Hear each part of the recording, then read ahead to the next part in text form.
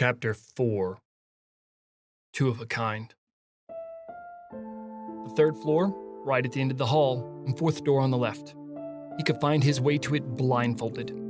The first time he ever came here, he made sure to memorize exactly where this was.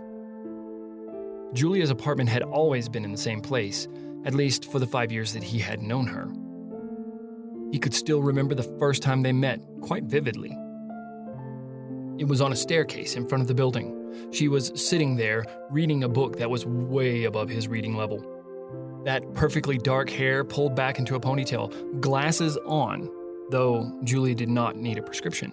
They were a fashion statement that she was trying out at the time. She was the type of girl that was beautiful to everyone, but seemed unattainable to the dorky boys. She wore them in an attempt to attract the less douchebaggy type of guy. It worked. She attracted all the dorky boys. The only problem was they didn't have the confidence to come up and talk to her. Confidence was a very important thing to her. A lack of confidence was a lack of courage. Moreover, without courage, you might as well not even bother.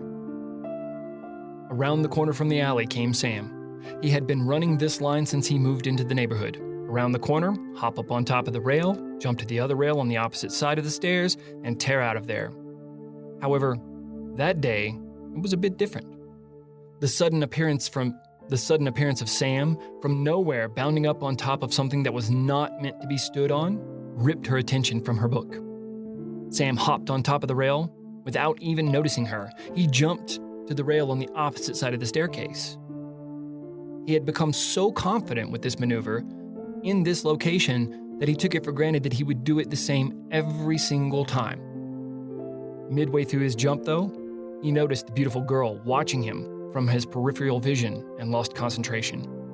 This momentary lack of focus changed his approach on the landing. Instead of landing on top of it, he essentially did a double-footed side kick to the side of it. The rail gave way at the base and went flying. Sam fell like a sack of potatoes. The first thing to hit the ground was his hand. It folded his right forearm at a 90-degree angle. Julia heard the break. It was a quite gruesome sound, kind of like the sound of a breaking stick and celery mixed with the sound of squishing raw hamburger in the palm of your hand. Before he could even feel the pain, he smacked his head on the concrete. Lights out. Sam slowly peeled his eyes open. Caught completely off guard by his surroundings, he knew he was in a hospital room.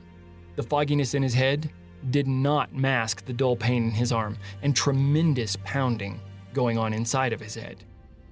A quick and groggy survey of the room revealed a few things. This place was not the emergency room. It was a regular room, which meant he was either here for at least one night or they kept him here for one night. There was an IV in his arm, and that was the potential source of the loopy feeling.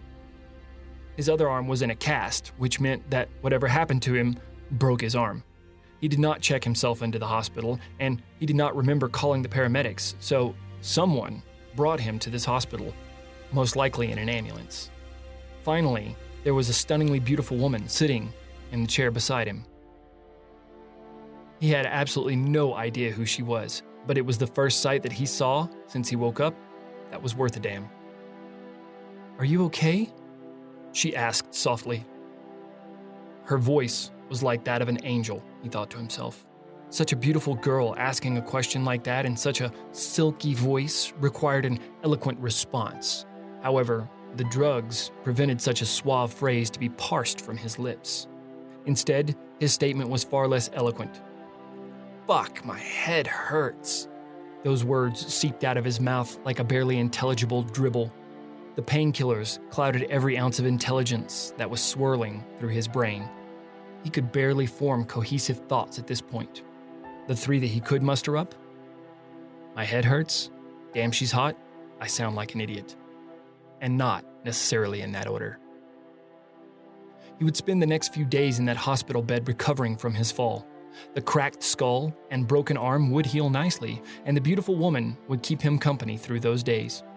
Sam would continually remark to the striking young lady that beautiful women should not be spending their days hanging out with broken people in hospital rooms. She would just laugh and shrug off the compliment. He couldn't figure out why she stayed. As the weeks and months passed, Julia kept Sam in constant company. She would always seek him out and have fun things to do. Even though he could recognize her advances and yearned for her company in a more romantic way, he never could summon the balls to do anything about it. Maybe it was the years of violence that beat him into submission. Maybe he just needed to wait for the right time. Or maybe he was just a coward.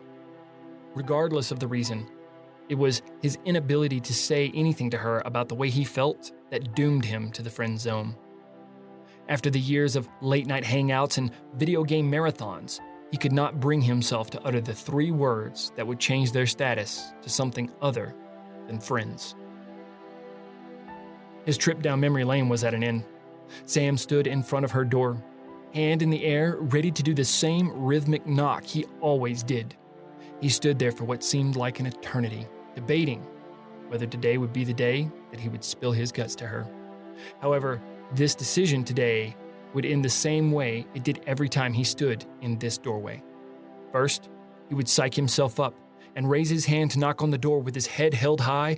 Just before he would knock, the voice in his head would chime in. You're not good enough to be around a girl like this. You're a worthless piece of shit that pollutes the air every time you speak.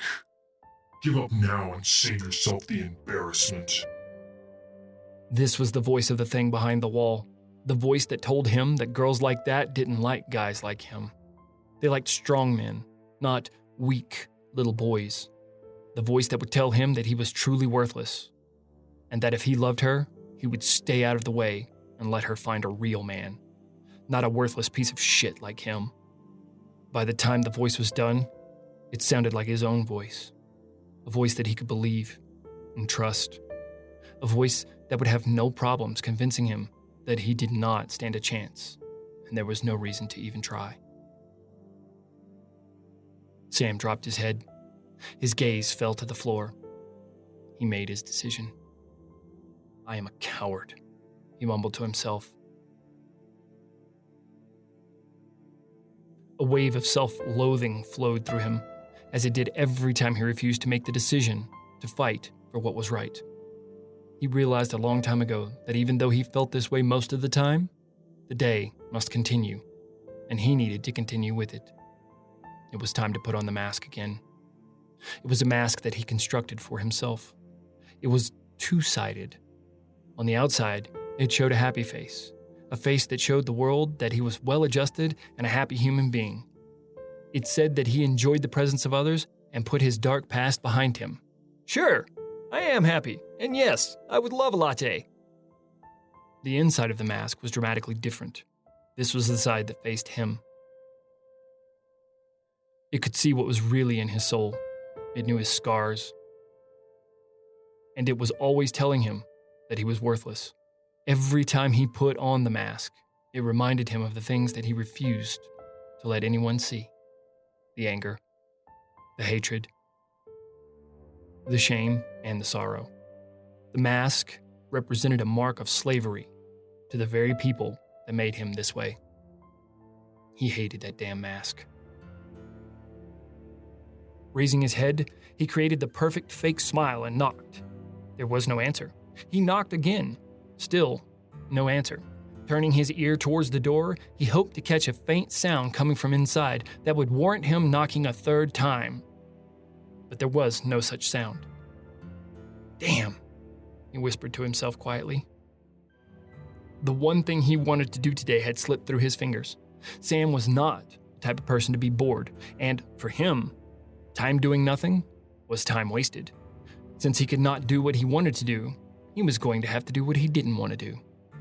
He was going to have to jump that damn gap. Time to find Frank.